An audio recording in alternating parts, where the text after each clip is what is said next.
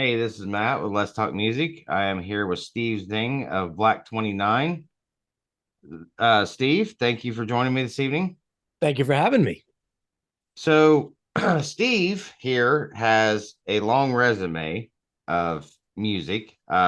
He is originally from Lodi, New Jersey, and lots of music we was just discussing pre-recording come out of Jersey. But you played with Samhain, Mourning Noise, Danzig, Yeah. and now you got Blak29. hmm So tell me a little bit about Blak29, man. I mean, what was the urge to get the music started? So Blak29 was formed by myself and my writing partner, Dan Tracy. So we had some previous bands to Blak29. This industry, the music industry, it's tough, right? And other members of that we played with previous to Blak29, they kind of wanted to go off and do their cover band thing, right? Because Jersey is like cover band central over here. So I think they got tired of not being able to make money with original music. Hmm. And I was never really one for cover bands per se. Uh, so myself and Dan, we kind of looked at each other and like, okay, what now? Are we going to just start looking for new people or what are we going to do? And finding people that want to be in a band is hard enough, and let alone keep a band together. So we're like, Dan's like, well, I do play guitar, and I knew he dabbled in guitar, but I only knew him as a bass player. So I said, you know what? Let's try writing a song and recording it. So fortunately, I have a studio, and we sat down, we recorded a song, and I was like, I didn't know you played guitar that well. And so we just continued from there, and we just kept going. So we released our first album about 6 years ago, and then were in talks with Cleopatra for the longest time, and of course, that little thing called COVID hit, and just we lost 2.5 years, and so here we are today, and it's a culmination of everything that I wanted to be musically for myself, because at the end of the day, as a musician, you can't please other people. You hope that what you can convey pleases others, but you got to really be true to yourself. Right. And I think this is a good representation of the way I hear things. So Hmm. So the new single, "Bleeding Love," tell me about that. What's the is there any kind of meaning behind it, or just so Bleeding Love is like, you know, a lot of this is personal triumph and tragedy, okay? right? So Bleeding Love really is about, it's almost like a, a hard rock spiritual journey for me, right? Things that I've when you meet people that are, say, these Christian, let's call them Christian like people, and they tell you how bad you are, you've sinned because I lived with my wife previous to getting married, Hmm. so Bleeding Love really is about kind of something like that. you know it's it's it's a journey from my thoughts of how I view people in that capacity, who want to say they're holier than thou, but then turn around and do the total opposite for them. Hypocrites. Yeah, well, we're filled with them, you know. Oh yeah. So That's one of the reasons I don't really practice. I mean, I believe in God and I pray, but I don't practice organized religion because it's hypocritical as can be. well, look, I grew up Catholic and went to Catholic school for a Me little too. while. And I think getting older, right, when you can actually start thinking for yourself, and you realize that, like you said, I believe in God, pray and everything, and but you look at the foundations of all these religions, right? And you Hmm. say, well, in the Catholic religion, you don't eat meat on Fridays during Lent. Why is that? Right? Is that in the Bible? That's not in the Bible. But they did that. They did that years ago because the fishermen were having problems selling fish. So they said, okay, during this time, the time of Lent, we're going to say you can't eat meat on Friday. So people will, back then there weren't pizzerias around. Right. So they say, okay, so the fishermen's business went up. So that's actually a true story. That's the reason the whole thing, and then there's the whole thing of like, Catholic Church, you want your marriage to be annulled, you just pay money and God doesn't recognize that you were ever married. Like, where do they come up with this stuff? Right. And then I get whatever your beliefs are, that's fine by me. I believe in things. I would never push it. But you have all these other religions out there, right? Who's right? Who's wrong? Who's right? Everyone's right? And so the Muslims believe they're right, and the Jews believe they're right, and the Buddhists think they're right, and so at the end of the day, we're all right, whatever we believe. I think if you're a good person, you're a good person. I don't care if you've got $100 million. If you're an asshole, you're an asshole with $100 million. Who cares? Right. So bleeding love. $100 million makes you an asshole. So right, exactly. But anyway, I mean, I really dug the song. It had a really good groove to it. And it really caught my ear when I heard it. And I think that, that's an important thing is, when you, as a musician, when you're writing, jams, you get something that catches the listener's ear, that it really draws them in. And that song does it. Well, thank you.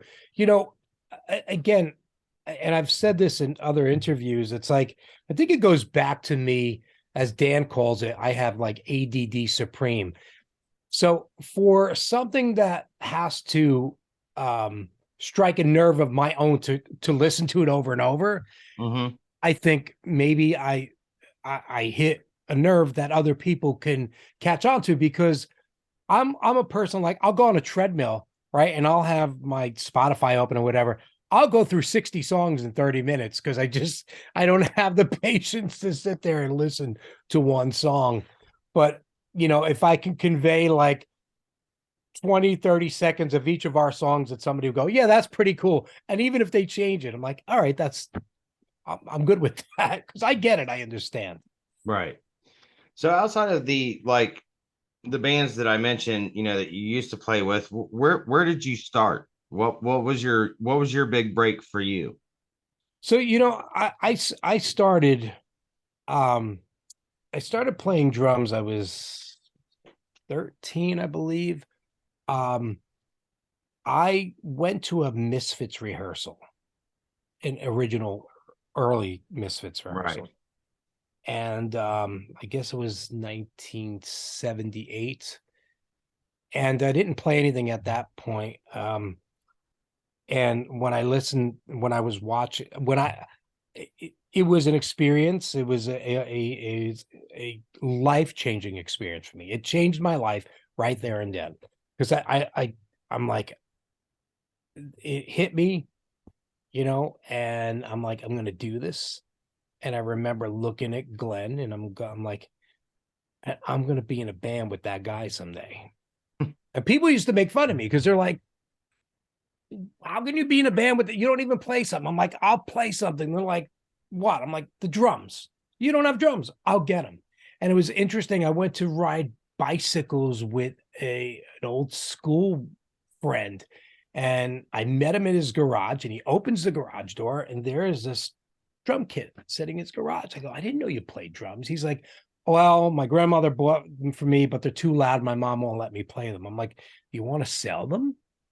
He's like, I'll ask my mom. So my mother bought it for me for my 8th grade graduation. I think they were $40. They weren't the best. They were a piece of garbage, but that's what I learned. And then, I had a cousin that worked for Sire Records years and years, at that time. And I remember her bringing me home the Ramones albums. And she's like, I think they want to be the next Beatles or something. So I used to put those on. And then, of course, Doyle from the Misfits. I mean, we grew up together from kindergarten through high school, which is how I met Glenn. And he would make me tapes of Misfit songs and all kinds of punk bands. But I would put those Ramones records on and I would play to them and get that fast style. And then eventually, I formed a band with local friends, and it eventually turned into Mourning Noise. Mm-hmm. And I was lucky I had become friends with Glenn early on. We had a mutual friend besides Doyle, this old beatnik guy that was helping the Misfits, and he was helping Mourning Noise with our recording and stuff. And I was grateful to Glenn because he showed me how to, everything to do. He laid out our actual 45 cover, and he showed me how to like do everything and get the covers made, and we would stuff them in the plastic, and it was all DIY. I mean, it was a great experience. Turned me on to all these independent distributors at the time. Mm-hmm. So, and then, that went on for a bit. And then after the Misfits had broken up, the original Misfits at that time, I remember him coming back, and he said that he had already been thinking about doing something else. And he asked me if I'd want to start a band. And I'm like, well, of course. So we put Mourning Noise away after a little bit because we focused on Samhain, and Samhain kind of took a life of its own. And then I kind of left the music business for a little while because I was in the stage of like, do I really want this? This is really just one of those things, you like, you get girlfriends, they can really make you like go off the track, right? Oh yeah. Like, oh, I love you. Like, but everything worked out the way it should. That's awesome, man. Except for the girlfriend. She's gone. Right. I mean, you just kind of summed up like the entire, Morning Noise, Misfits, Danzig. I mean, that was a very awesome explanation, and I appreciate that because I'm gonna tell you, I was a huge Danzig fan, back in the day. Doyle is the most complicated interview I've ever done. I tried to do a phone interview because he didn't want to do a Zoom. He was out on tour, and it lasted maybe about 12 minutes, and I was just kind of like, okay, well, thank you for your time. I just, so I'm glad that you're so much easier because that one was like my biggest challenge yet. I think there are people that communicate in various ways. I think Doyle's best communication is when he's on stage. I mean, Mhm. there are people that not that Doyle's not comfortable talking, because you can actually have real conversations with them. Again, I've known him since we were 5 years old. Right. So, being each other's oldest friends, I mean, we don't have to talk for a long time, but a simple text every once in a while, love you, miss you.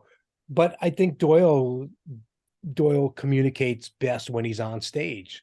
And basically what you see is what you get. He's kind of like that on and off stage. He's a monster, man. He's been a big kid since we were kids. I mean, Right. he's got that in his genes. I mean, yes, of course the man works out, but he's had that in his genes since we were kids. He's always been kind of bulky and buff. So, you know, he's So I shredded. mean, what about your stage presence? What is that like? Look, here's the thing. Like, when I get on stage, you always look at the show as if it was going to be your last, Mm-hmm. right? What would that be? Are you a musician? No, just a music lover. Okay. So, for instance, if this was your last show Mm-hmm. that you were going to do, how would you go out? Right. And my thought is the same way. I try to give, whether you're feeling good or feeling crappy, you try to go out there and give everything you got. Right. People that are standing in front of you just paid hard-earned money to see you, to see your band. And I think about it because we all work hard for what we have. And there's no, there's no golden spoon for me. So I appreciate when people can put their all out, especially in a live performance.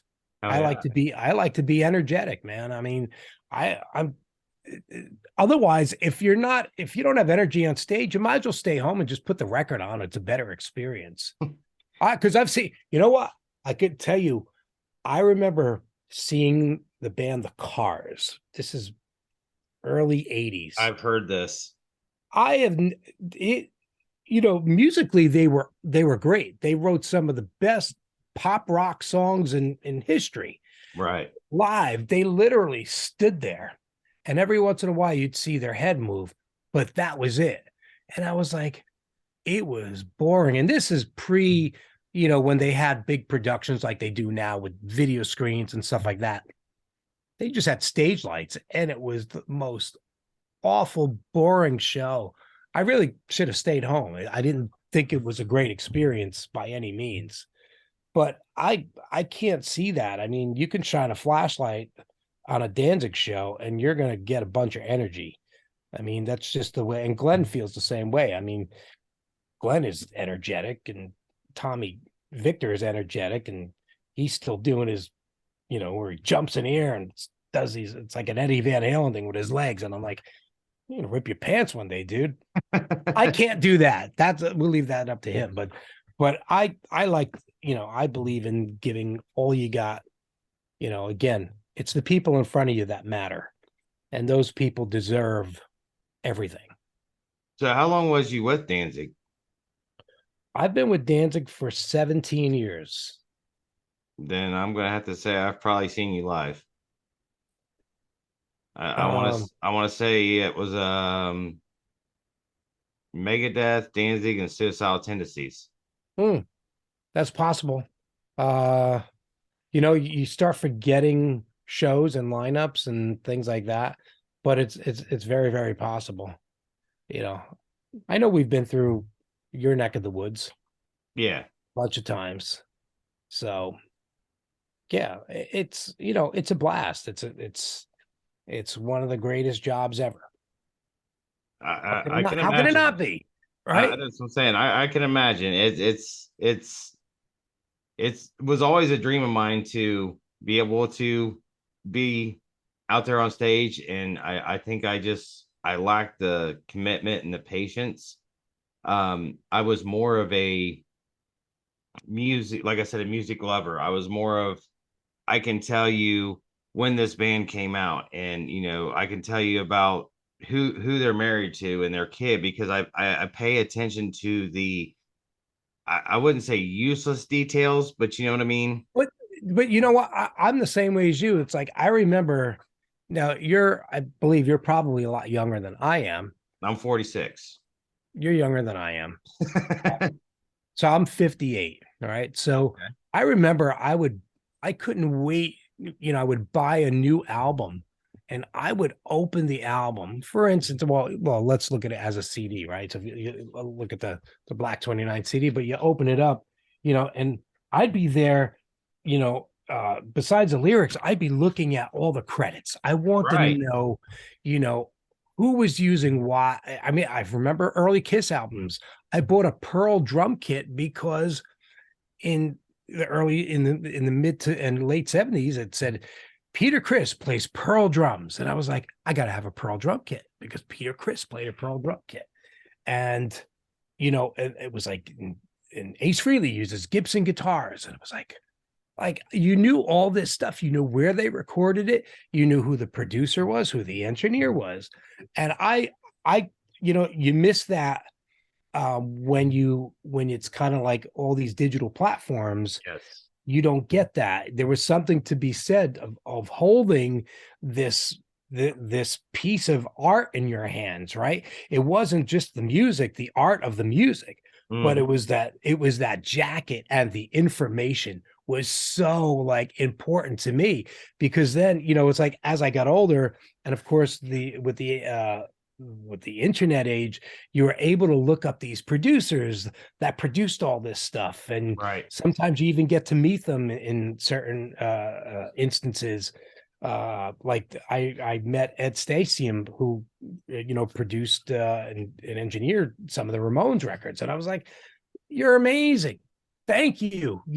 Those records are the part of the soundtrack of my life. Right. So it's like those things were so important, and I think a lot of today's generation misses out on that information. Oh yeah. It's that and to me, especially if you're a young musician, I mean, that's the information that I believe helps you grow into your own future. And I've brought that up in a few of my interviews, talking about, the the importance of having something tangible, such as a record, or what my favorite thing was cassette tapes, because Yeah, you open up a cassette tape, you pop it out, you put it in your cassette player, you hit play, and then you open up the jacket yeah, and of you course. read. Then that's just what you was explaining, and that's how I got to where I would remember all this stuff. And I remember as a teenager, my mom would tell me, if you paid as much attention to schoolwork as you did music, you'd be an honor student. And it's just like, the I wouldn't say the boringness, but I'm going to use that word. The boringness of the classroom did not appeal to me as where, reading But that jacket or listening. you may not have been learning what they were teaching that day, but you were learning it somewhere else, Right. right? And it was the information. Yeah, of course, you need to know history and everything, but look, as a society, we are so backwards in education that I think you probably learn more from the information from that cassette card than you did from the history books. You know, History's history again. It's important, but not to get you know, off the rails here, but you think about how they teach, and they don't teach people to think for themselves. They don't teach people how to invest, how to balance a checkbook. They don't teach, kids about, hey, you know what? If you don't start now, like nourishing your body, then 10 years down the road, 20 years, you're going to be a diabetic. You'll have high cholesterol, high blood pressure, blah, blah, blah. There's none of that, Right. right? But they force this stuff on you that you need to learn these from these textbooks. And while I think some of it is important, the bare necessities of life is not what they're teaching you. And a lot of my teaching, a lot of my everything that I learned came from the inside of those jackets off those albums. Mm-hmm. That's what kind of, you know, gave me the drive to do what I do. That's awesome, man. So, like, what's the plans for Blak29? I mean, you just released Bleeding Love. You got the album The Waiting. Yep. So are we going to hear a new single soon, or? Yep. They're working on that now. We're working on a new video, and we'll start doing shows soon. Okay. Oh, So that's being out in Jersey, you going to make it this way? I certainly hope so. You kidding? The best part of the gig is playing, obviously playing live, and of course meeting people. I Right. mean, I love to meet, fans, or a lot of them I call friends, because the interesting thing about like the whole um Danzig thing is, sometimes you see a lot of the same people, and those same people, like it's quite nice to see some of the same faces, Mm-hmm. right? Because it's almost like you feel like you're home. All right. You Right. see them, and they're there for you, you're there for them. And it's a really good feeling that you get when you see these people, and you're like, well, they must really like this for them to come back over and over. But meeting them, I would say 9 out of 10 are so friggin' cool. and they're very supportive of everything that everyone does, and it's really meaningful. It changes your outlook on people in general, because they're all pretty nice. Every once in a while, you get someone. I don't want to call them weird. Hey, weirdos are great. I mean, I was considered weird in high school because I dyed my hair, right? Right. And so yay for the weirdos because we need them. They might be the future of what you're doing, and we pave the way for the weirdos. We don't want the ones that aren't weird because, well, hell, that would be like everybody else. But Right. it's the weirdos that kind of got us here to begin with. And we were the weirdos too. Maybe we still are. I don't know. I mean, uh, anything but the norm for me is pretty cool. But I mean, to hear somebody of your stature, I mean, you've been around rock and roll for so many years and played with some great bands, and to hear you talk about um meeting people being an important part, and repeat people that come out and see you is almost like home, and familiar faces. That's awesome to hear, because you feel like, I mean, and I'm pretty sure there's still some bands out there that, are like, nah, whatever. I don't care. Here's an autograph. I mean, you see it on the internet and whatever, of how different musicians or different artists or whatever can be assholes to the fans. And it's kind of like, okay, well, you have to look at this point. Without the fans, you don't have a job. It, And it, I get that you're human. You got things that you want to do. You got time that you want to take for yourself and this and that. And I understand not being bothered. But when you're playing a show, people want to, say, hey, and it, I really think that's cool that you are that type of person. I again, when when you put tickets on sale for a show or you release a product and somebody supports you, a piece of their earnings that they work hard for has just, you know, they gave it to you. Right. And to me, it's important that, for myself anyway, that you connect with people. Again, I'm a people person. I like to talk to people. I like to, everybody's got something going on, right? And not that you're trying to be their soundboard or whatever, but I think everybody's got a story, and I think that helps make the chapters of your life. It helps make product, right? I mean, it's all part of, you know, how you write music. Some people write music from watching a movie or whatever, and Right. some people write it from experiences. There's a song on here um called "I'm Screaming But No One Hears," and that's really it's a song about a personal friend of mine whose child ended his own life at Oh, such a wow. young age as a teenager. And if I never spoke to these people, how would I know?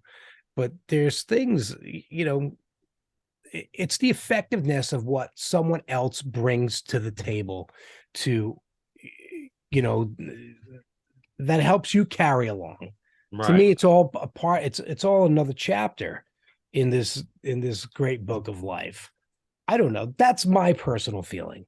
And again, the I like it. fact that the fact that somebody has spent their hard earnings to come see you or support you in, whether it's buying a t-shirt or physical product like an album or CD, means a lot to me.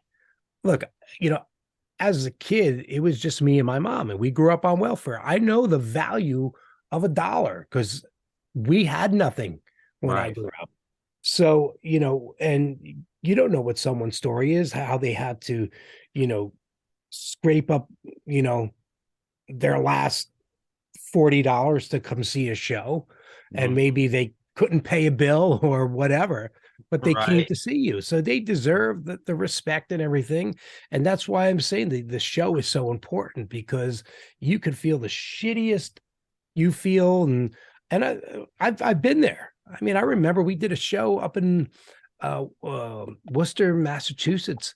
And I was in the hospital earlier that day. I'd come down with this oh, I can't think of the name, but it was like this um uh skin infection that gets into your blood. And I had a fever, and then my lymph nodes were swollen, my neck. So they gave me all these tests, and they said, well, yeah, I forgot the term, but they put me on like high dose of antibiotics where it just knocked me the hell out. I still had to get up there and perform, and I can't make it visible to anybody. That's not their concern. Their concern is they paid money to come see you. Right. And unless I actually passed out, I was going to do the best that I could. Oh yeah. I appreciate that, Steve. You Well, know, man, we were about out of time. And I really appreciate you talking to me. And if you I appreciate your time. we got to connect and do a live one. Let's do it. All right, brother. Well, you have a good evening. And again, Thank thank you you. so much. You stay safe. All right, you too. Take care. Bye.